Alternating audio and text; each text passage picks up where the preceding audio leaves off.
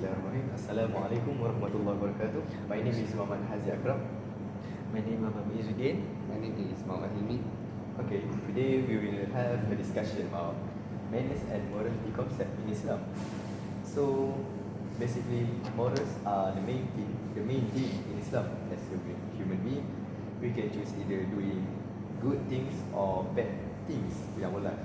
So we can figure between good deeds and bad deeds. So Allah Subhanahu Wa Taala sent us a prophet named Muhammad, peace be upon him, to complete our religion and fix our manners and morality among humans. Prophet become our role model, and we need to follow him by his action, and how did he speak, and how was his appearance. So basically, manners and morality included kindness to everyone, even to animal, by doing charity, forgiveness, honesty, patience, justice, and respecting our parents. In Junior English Dictionary said that morals is having to do with character or behavior, especially the right behavior. So I want to raise an issue about manners and the lack of manners and morality in our life. So the issue is promiscuity. So did you guys know about promiscuity? Not quite. Okay. Promiscuity basically is communication or even interaction between two genders, male and female. They are having maybe discussion without needs or any importance to do. So Islam prohibited this issue, haram this issue, because I will tell the effect first.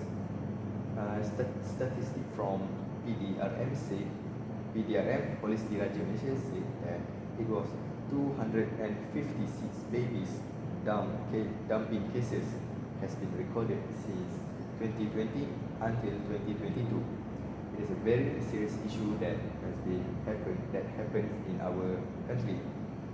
So this issue, this problem happens when a couple without marriage or permitted having sex.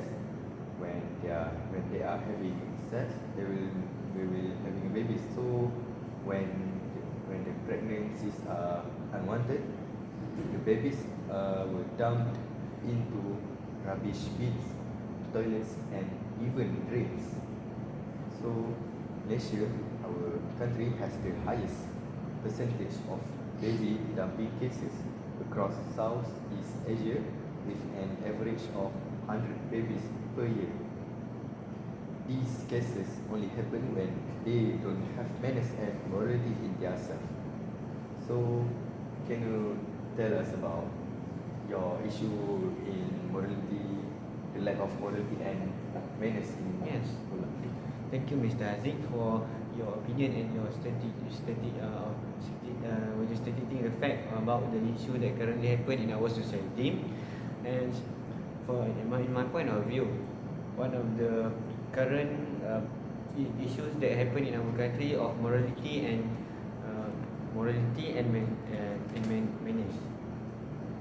manners is mainly about corruption, because corruption is not only affect individuals, neither a society, but it will affect a whole country. And that's I want to give before we're talking about corruption, let's redefine what is corruption. I got the data from the Transgency website. The Transgency is organization made to fight against the corruption crime. One of theirs, they define corruption as the abuse of entrusted powers for private gain, did by the high-ranking official people. Such behavior, as example, could be one of them, like they politicians, they will be misusing public monies, and they will granted public jobs to their relative only, either it will be their friends or their families, or the people that they have interest in them, or we or there is such a word to say called cronism or nepotism. Okay. Secondly, as example, also one example of situation of corruption is a corporation bribing an officials to get one or their support or lucrative ideas or lucrative deals. So they could agree on getting something that is actually prohibited by law. Okay, so that let's say about the what institution that mostly happen corruption, right? We all know corruption is serious issue. So where corruption is mainly happens. Corruption actually can happen actually everywhere. It rises to from the business or government officials to the small points, the small aspect of our in our society, or if individuals like education institution, or even in the public sector. Okay, let me ask you, both of you, do you know who is the people that is mostly vulnerable to the corruption? I think it is politicians. But for me, I think the person who work for the government have the highest chance to involve with corruption. Yes, thank you for your opinion, and most of you are right. Actually, corruption actually involves most of people actually, and like you say, politicians and high-ranking officials, right? They are one of them. Actually, it can happen actually to anyone: politicians, government officials, public servants, to the people, business, private business, or even the members of the public. So, why did people do corruption? People take bribe. Why people bribing others? Okay, I conclude these reasons as a simple reasons. It's because they're greedy. As we know, as a human nature itself, greedy is a natural characteristic of a human.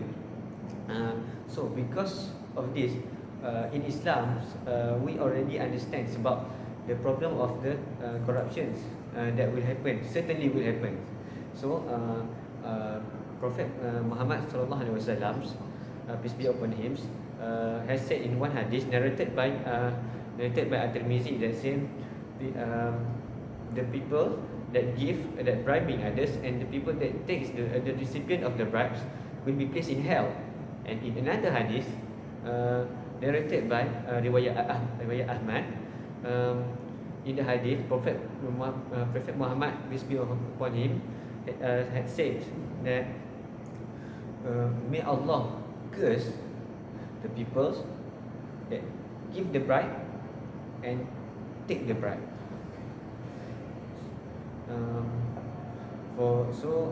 From this issue, I think corruption is one of the major issues that can be concluded as one of the problem in morality and manners in our society. So, Hilmi, what do you think about what in the problems or in our issues that raise in morality and manners in current situations? Thank you, Miss. So to be honest, I'm amazed with both of you being detailed while stating the facts. So now it's time for me to bring you guys the issues that I bring is the lack of morality in communication among youngsters right now.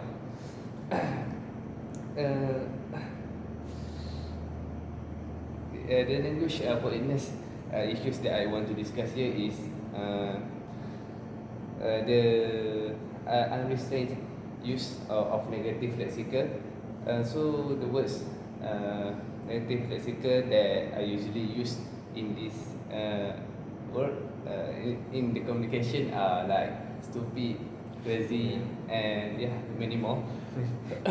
This kind of vocabulary has become a habit for us young people today because we feel it is not wrong to speak with the kind of word. But actually, this negative lexical usage is actually lead to many bad effects, such as breaching socio-cultural values and demolishing the Eastern values that we have been praising for so long. It also causes the outside society will look down and back at the young today because spreading bad influence. While us, the youngsters, are the pillars and the hope for our country in the future. This issue also related to the bad greetings that always used by the youngsters. Also, I want to ask you guys one question. What are the greetings that we as a Muslim always say when we meet each other? Assalamualaikum. Yeah. It's me fun. Yeah, you're right. As a Muslim, Prophet Muhammad sallallahu alaihi wasallam always encourage us to give salam when we meet each other. As in one hadith from Abu Hurairah radhiyallahu anhu, Rasulullah sallallahu alaihi wasallam said, "You will not enter paradise until you believe, and you will not truly believe until you love one another. Shall I not tell you of something which, if you do it, you will love one another? Spread the greetings of salam amongst yourself." Narrated by Sahih Muslim. So, but the scenario that happened this day, we can see many individuals who start their conversation with such inappropriate terms such as "boy," "guys," and so on. So the usage of that term like that, yeah, we can use actually that term, but we need to see the suitability. Yeah, we need to see the situation first, because there are some necessary situation to respectful greetings, like to the elders, and to teachers and many more. But if speech respect is used, it shows that a person aware that he is communicating with other people and needs to respect them. Issue like this seems small because we as youngsters think that the use of honorific is not important, and we want to save some time. Because "boy" is shorter than "Assalamualaikum," right? Yes. Okay. Now I will inform you guys about how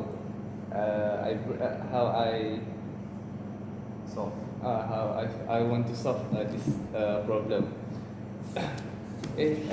One of the ways actually to solve this problem is from the family itself. Do you guys know that there are many social problems happen among kids because they're being ignored by the family? Yes, Yeah. be aware of that. So it's clear actually that family institution has the most important role in educating and shaping personality of a person, either a commendable personality or outside. So in this modern world, we don't really know exactly who we are communicate in like discussion group such as WhatsApp. Because of that, like there are many individuals who take the opportunity to communicate according their lust without ignoring the feelings of someone or emotions. Okay? So what I'm really worried about this is what I'm really worried about I'm really worried about these issues is the negative impact that will happen if communication is done unwell online. Then it will happen also in the real world. Yeah. So here we can see actually that role of family institutions, especially parents, is very important to emphasize manners when communicating. Parents need to be strict, need to be firm in educating their children, so that they will become human beings in the future. This is not actually I think this is not an easy task to do, because the environment around the child also influence him to think to influence their thinking, like bad friends. So parents are the closest one to be able to change their thinking into more positive. This is because this language politeness problem can be influenced to online to face-to-face communication with people around. For the last, I think due to exposed to unhealthy conversation, it is brought into online, and they more daring to do things that contradict the concept politeness of language, because they think their actions will not endanger themselves. So I think that's all my my solution to solve the problems of lack manners in while communicating with each other. So I will handle so Okay. you guys state your solution. So every problem has their own solutions, right? Yes. Yeah. So in promiscuity,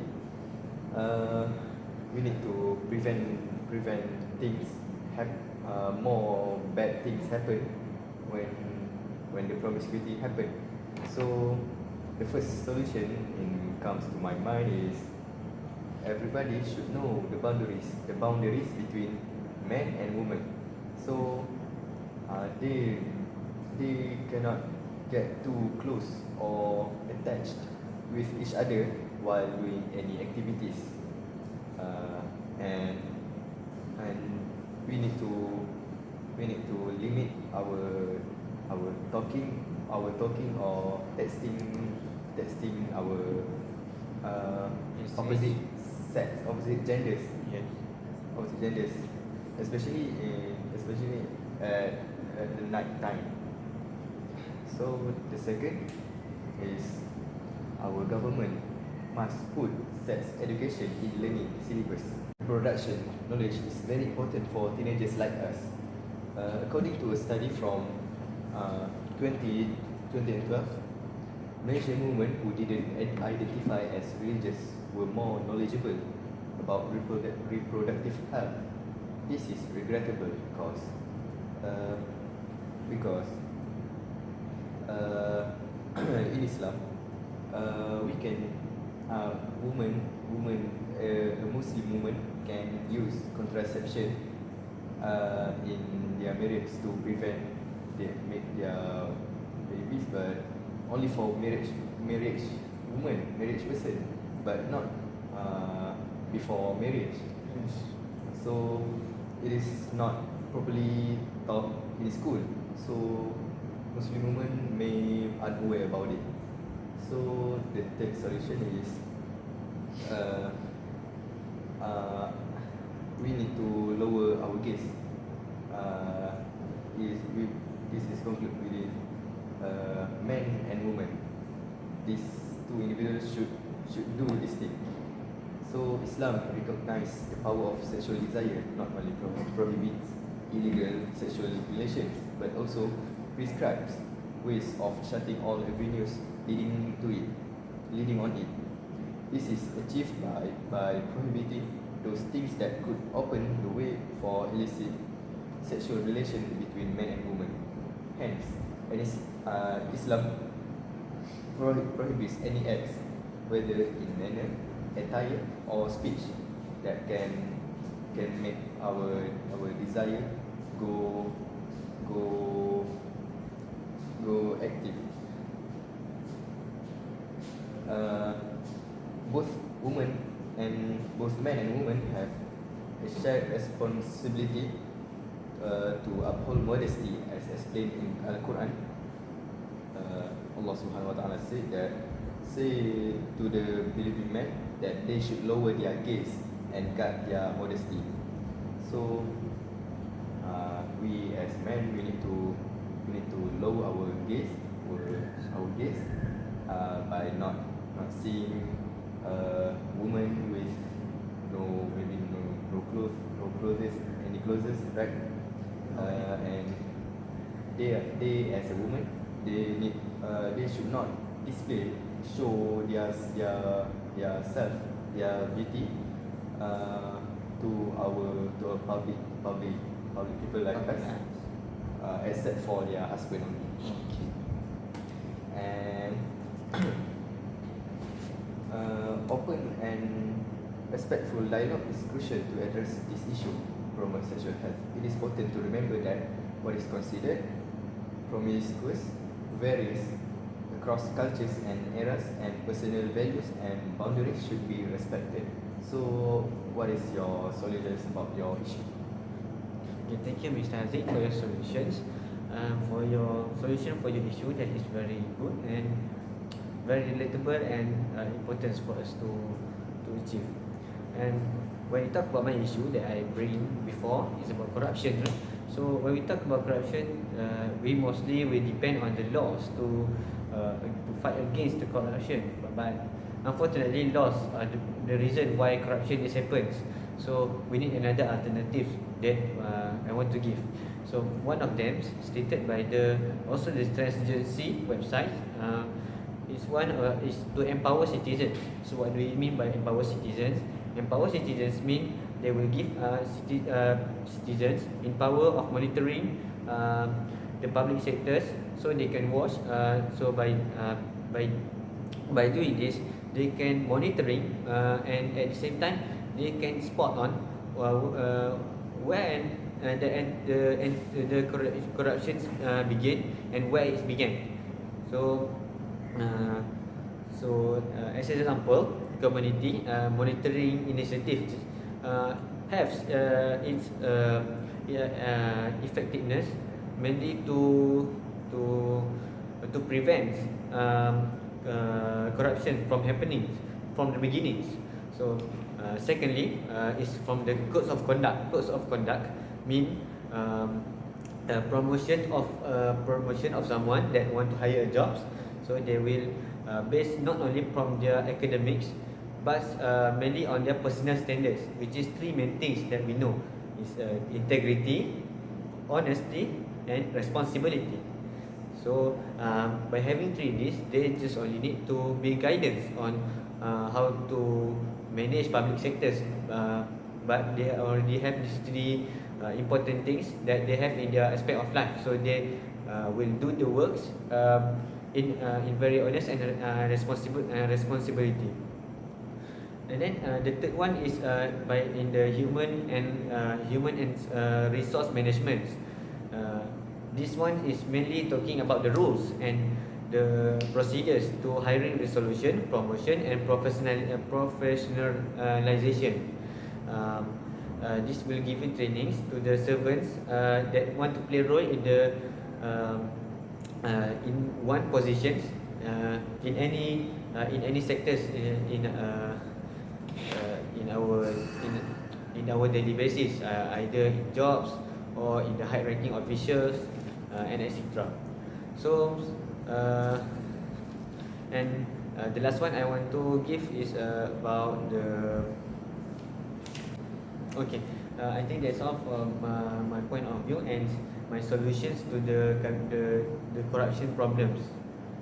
And I got my source first from the transparency, and you can look out. And the one is United Nations Organization of Drugs and Crime, because as you guys know, corruption also concluded as crimes in our law, and also in international law.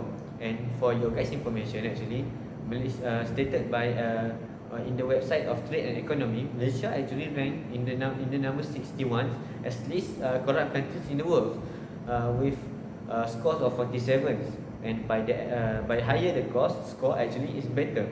So the highest one is 80, with the lowest one 12, and Malaysia scoring 47 with the average of 43 actually. So I think it's actually quite good, and with the index is actually always increasing every year, and actually we are it's very good to see our countries getting better.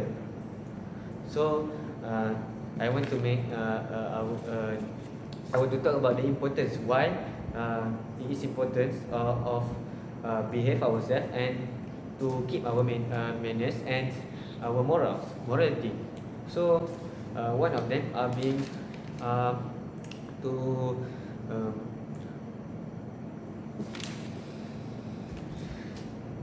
is to create a community that have professionalism and also responsibility.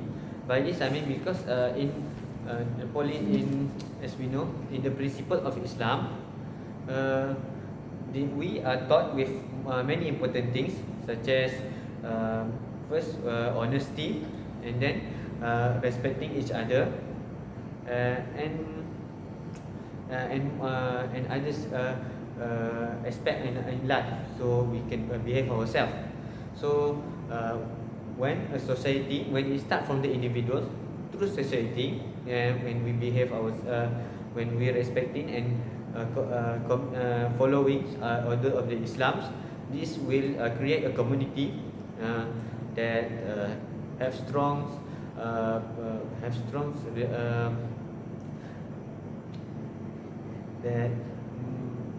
that will obey the law, and that will bond the community that have a good professionalism and responsibility. So what do you guys opinion, what do you guys things about the importance of keeping our morality and manners? So personally, I think good manners are very important in our life.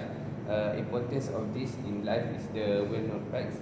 Actually, a good manner creates an effective interaction with friends, as well as make a good impression on a public platform.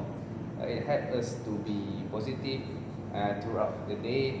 Therefore, parents must help their kids to inculcate all possible good manners in their habit.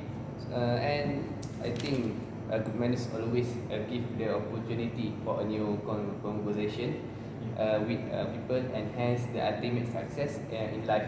If someone talks to you badly, then still don't talk him in the same way. I mean, don't talk with him with badly. Then always talk him in your own positive ways of behaving, to give him the chance to change, because people can change. So Haziq, what's your opinion about this? My opinion, from my perspective, the importance of having manners and morality in ourselves is, by having these good manners, it is very important to have positive interactions between people's surroundings. So politeness can make people comfortable with us, and so the interaction will become more smoother and more pleasant. Moreover, having good manners contribute to build and maintain healthy relationship, both personally and professionally. Moreover, any conflict that we have can be solved with this easy solution, because we can having people surrounded help us solve our problem. Other than that, we can help growing our personal growth by practicing manners. This will develop our self-discipline, empathy, and emotional intelligence. So I want to complete all of my opinion. So having a good manners is not really a matter of etiquette. It is a fundamental aspect of human interaction that contributes to betterment of individuals and society as a whole. And also, good manners promote respect, empathy, and understanding, more pleasant and harmonious. They play a vital role in building and maintaining positive relationships, resolving conflicts, and fostering a culture of mutual respect. Ultimately, practicing good manners is a reflection of one's characters and value, and it has a lasting impact on personal growth and the well-being of the community at large. So, can you conclude your opinions? So I conclude in summary or hence from your conclusions, I will say that we must show good manners and morality in all in anywhere or every time in our lives. This is simply because every our actions or everything that we say or our thoughts represents or reflect ourselves, what our personality and how and people can judge us by our personality in society. So by that I mean